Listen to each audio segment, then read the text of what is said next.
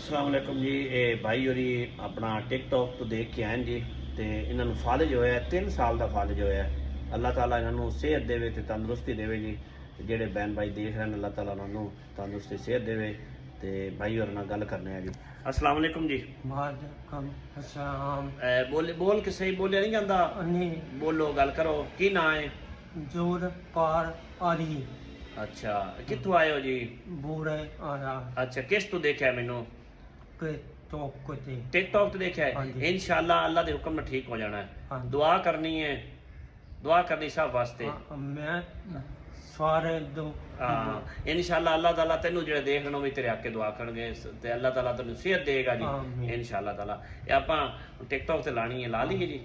हैं मेहरबानी मेहरबानी, शुक्रिया। अल्लाह ताला जी तुहानू सेहत देवे, तंदुरुस्ती देवे। इंशाल्लाह ताला तुसीं दवाई खानी है।